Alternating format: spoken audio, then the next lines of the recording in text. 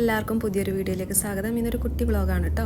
മലേഷ്യയിൽ ഞങ്ങൾ നിൽക്കുന്ന അപ്പാർട്ട്മെൻറ്റ് അടുത്തായിട്ട് നല്ലൊരു വലിയൊരു ചൈനീസ് ടെമ്പിൾ ഉണ്ട്. അത് കാണാൻ വേണ്ടി ഒന്ന് പോവുകയാണ്. ഇവിടെ ഇപ്പോൾ സമയം 5:30-6 മണിയായിട്ടോ. ഇവിടെ പൊതുവേ ഇരുടാവാൻ ഒരു 7 മണിയൊക്കെ കഴിയും. അങ്ങനെ നമ്മൾ ക്ഷേത്രത്തിലെത്തി. ഇതാണ് ക്ഷേത്രത്തിൻ്റെ പുറമേ നിന്നുള്ള ഒരു ഓവറോൾ വ്യൂ.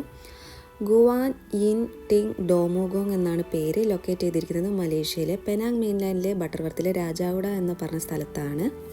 കംപ്ലീറ്റ് ആയിട്ടും ഒരു ചൈനീസ് ആർക്കിടെക്ചറിൽ അവരുടെ ട്രഡീഷണൽ സ്റ്റൈലായിട്ടുള്ള തൂണുകളും ഗോപുരങ്ങളും ഒക്കെ ആയിട്ടുള്ള ഒരു നല്ല ഭംഗിയുള്ളൊരു വലിയ ചൈനീസ് ടെമ്പിളാണ്.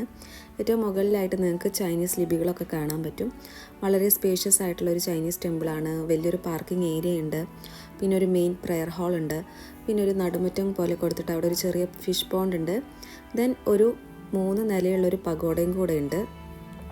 പഗോഡയുടെ ഏറ്റവും മുകളിലത്തെ നിലയിൽ പോയാലാണ് നമുക്ക് ഇവിടുത്തെ മെയിൻ ഡയറ്റിയായ ഡോമുവിനെ കാണാൻ പറ്റുക. ക്ഷേത്രത്തിന് പുറത്തും ഉള്ളിലും ഒക്കെ ഇതുപോലത്തെ കരിങ്കൽ തൂണുകൾ ഒരുപാടുണ്ട് കേട്ടോ. ഇതിലൊക്കെ അവരുടെ ചൈനീസ് ഡ്രാഗണിനെയാണ് കൊത്തിവെച്ചിരിക്കുന്നത്. ഇതാണ് ക്ഷേത്രത്തിലേക്കുള്ള മെയിൻ എൻട്രൻസ്. മുകളിലായിട്ട് എല്ലാ കോർണേഴ്സിലും ചൈനീസ് ഡ്രാഗൺസിനെ കാണാം. താഴെ സെൻറ്ററിലുള്ളത് ചന്ദനത്തിരി കത്തിച്ച് വെക്കാനുള്ള സ്ഥലമാണ്. പിന്നെ അതിൻ്റെ 2 സൈഡിലുമായിട്ട് ചൈനീസ് ലയൺസിനെ കാണാം. ബോൾ പിടിച്ചിരിക്കുന്ന ചൈനീസ് ലയൺസ്. അവരുടെ വിശ്വാസപ്രകാരം ഇത് ഗാർഡിയൻ ലയൺസ് ആണ് കേട്ടോ.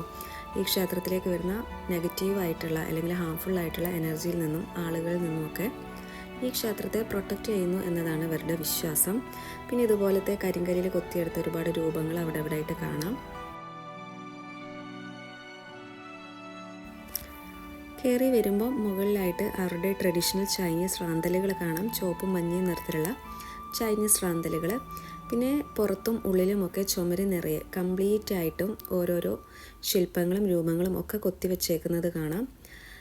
ദെൻ പ്രാർത്ഥിക്കാനുള്ളൊരു സ്ഥലമുണ്ട്. അതിൻ്റെ മുന്നിലായിട്ട് ഒരു ടേബിൾ വെച്ചിട്ടുണ്ട്. ആ ടേബിളിലാണ് അവരുടെ ഓഫറിങ്സ് വെക്കുന്നത്.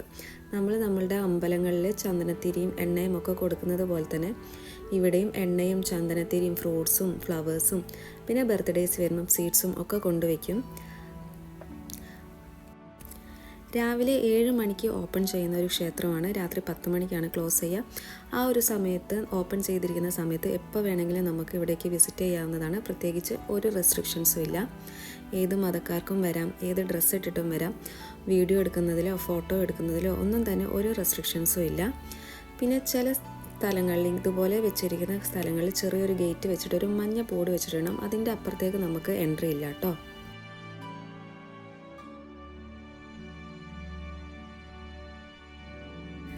ചൈനീസ് ക്ഷേത്രങ്ങളുടെ ഏറ്റവും വലിയ പ്രത്യേകതയായിട്ട് തോന്നിയിട്ടുള്ളത് ഇതുപോലത്തെ കരിങ്കല്ലിൽ കൊത്തിത്തീർത്ത ഈ ഒരു രൂപങ്ങളും ചിത്രങ്ങളും ഒക്കെ തന്നെയാണ്. ഈ ഒരു മെയിൻ പ്രെയർ ഹാളിൻ്റെ ഉള്ളിൽ തന്നെയായിട്ട് പല സ്ഥലങ്ങളിലായിട്ട് വിഗ്രഹങ്ങൾ വെച്ചിട്ടുണ്ട്. അവിടെ നമുക്ക് പ്രാർത്ഥിക്കാനുള്ള സൗകര്യവും ചന്ദനത്തിരി കത്തിക്കാനുള്ള സൗകര്യവും ഒക്കെ ഉണ്ട്.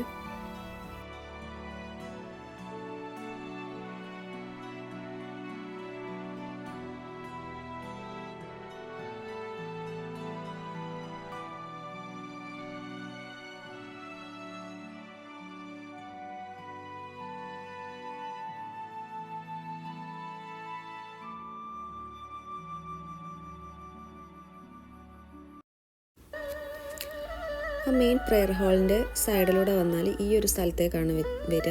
ഇതൊരു ഓപ്പൺ സ്പേസ് ആണ്. അവിടെയായിട്ട് ചെറിയൊരു ഫിഷ് പോണ്ട് കൊടുത്തിട്ടുണ്ട്. അതിൻ്റെ സെൻറ്ററിലായിട്ട് ഒരു വലിയ ഡ്രാഗൺ ഫൗണ്ടൈൻ വെച്ചിട്ടുണ്ട്.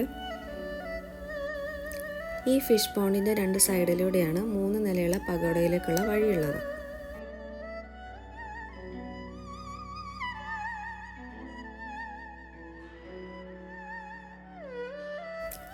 പഗോഡയുടെ ആദ്യത്തെ നിലയിലുള്ളത് ഇവരുടെ മാനേജ്മെൻറ്റ് ഓഫീസാണ്. അതിൻ്റെ തൊട്ട് മുകളിലത്തെ നിലയിലെത്തി കഴിഞ്ഞാലുള്ളൊരു വ്യൂ ആണിത്.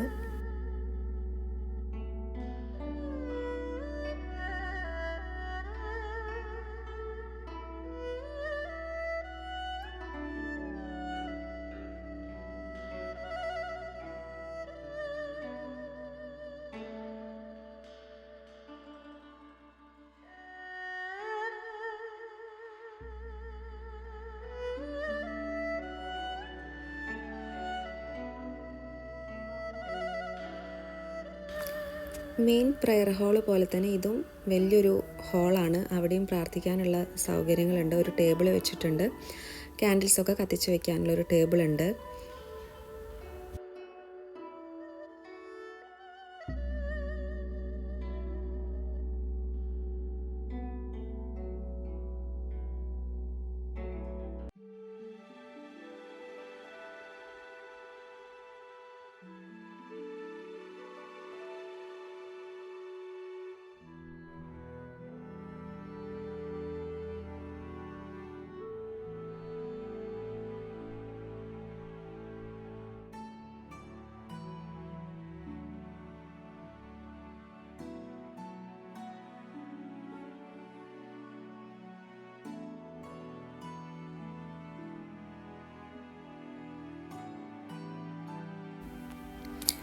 ഈ ഒരു പ്രെയർ ഹാളിൽ നിന്നാണ് ഏറ്റവും മുകളിലത്തെ നിലയിലേക്കുള്ള വഴി കൊടുത്തേക്കുന്നത്. അവിടെയാണ് മെയിൻ ഡയറ്റിയായ ഡോമും ഇരിക്കുന്നത്.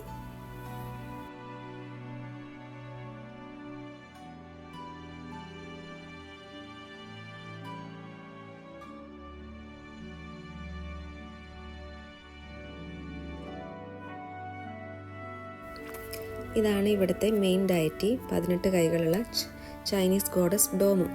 2 കൈകൾ നമ്മൾ പ്രാർത്ഥിക്കുമ്പോൾ ഇരിക്കുന്നത് പോലെ കൈകൂപ്പി ഇരിക്കുന്നത് കാണാം. മുകളിലത്തെ 2 കൈകളുള്ളത് സൂര്യനും ചന്ദ്രനുമാണ്. പിന്നെ അമ്പും വില്ലും കാണാം. പിന്നെ വേറെ കുറേ സാധനങ്ങൾ കാണാം. ചൈനീസ് മിത്തോളജിയിൽ പറയുന്ന കാര്യങ്ങളാവാം അതൊക്കെ. പിന്നെ ഇതുപോലെ കല്ലിൽ കൊത്തിവെച്ച ഒരുപാട് ശില്പങ്ങൾ ചുമര് നിറയെ. പിന്നെ ഈ ഒരു കാര്യം കണ്ടോ, ഒരു ട്രാൻസ്പാരൻറ്റ് പ്ലാസ്റ്റിക് ബോക്സിനുള്ളിലായിട്ട് എനിക്ക് തോന്നുന്നത് അവരുടെ ട്രഡീഷണൽ വെഡ്ഡിങ്ങിന് യൂസ് ചെയ്യുന്ന ജ്വല്ലറീസ് ആണെന്നാണ്.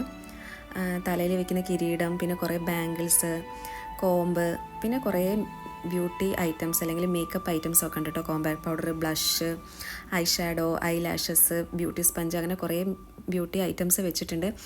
കണ്ടിട്ട് തോന്നുന്നത് ഓഫറിങ്സ് ആണെന്നാണ്. ഇതിനെപ്പറ്റി ചോദിക്കാൻ ഇവിടെ ആരും ഇല്ലായിരുന്നു. അപ്പോൾ എൻ്റെ ഒരു ഊഹം ഓഫറിങ്സ് ആണെന്നാണ്. അതിൻ്റെ ഫ്രണ്ടിലായിട്ട് തന്നെ പല വലുപ്പത്തിലുള്ള ക്യാൻഡിൽസും വെച്ചിട്ടുണ്ട്. ഇവിടെ വന്നപ്പോൾ ഇതൊരു ഇൻട്രസ്റ്റിംഗ് ആയിട്ടുള്ളൊരു കാര്യമായിട്ട് തോന്നി കേട്ടോ. പിന്നെ ആ ഒരു ഹാളിൽ നിന്നും പുറത്തേക്ക് വന്നാൽ ഈ ഒരു ഏരിയയിലായിട്ടാണ് എത്തുന്നത്. ഇവിടെ കുറേ അഡീനിയൻ ചെടികൾ ചട്ടിയിൽ വെച്ചിട്ടുണ്ട്. പിന്നെ അതിൻ്റെ പുറത്തുനിന്നുള്ള ഒരു വ്യൂ ആണ്. ഇപ്പം സമയം 6:20 ആയിട്ടോ. ഞാൻ വീഡിയോ തുടങ്ങുമ്പോഴേ പറഞ്ഞിട്ടുണ്ടായിരുന്നു ഇവിടെ പൊതുവേ ഇരുടാവാൻ തന്നെ ഒരു 7 മണി കഴിയും. അതുപോലെ തന്നെ രാവിലെ ഒരു വെളിച്ചം വരാനും ഒരു 7:30 ഒക്കെ ആകുമ്പോഴേ വെളിച്ചവും വരുള്ളൂ. അങ്ങനെ ഒരു സ്ഥലമാണ് മലേഷ്യ.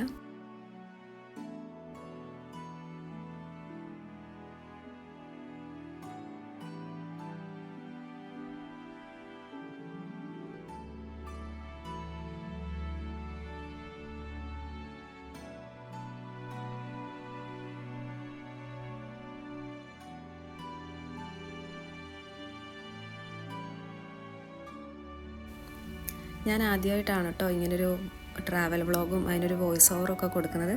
അതിൻ്റേതായിട്ടുള്ള കുഴപ്പങ്ങളും കുറ്റങ്ങളും ഒക്കെ ഉണ്ടാവുക. പോകെ ശരിയാവുമെന്ന് വിചാരിക്കണു. ശരിയാക്കാം. മലേഷ്യയിൽ ഇങ്ങനത്തെ കുഞ്ഞു കുഞ്ഞു വിശേഷങ്ങളും അല്ലെങ്കിൽ സ്ഥലങ്ങൾ കാണാനും അറിയാനും ഒക്കെ താല്പര്യമുള്ളവരാണെങ്കിൽ ചാനൽ സബ്സ്ക്രൈബ് ചെയ്ത് സപ്പോർട്ടും കൂടെ ചെയ്യണം കേട്ടോ.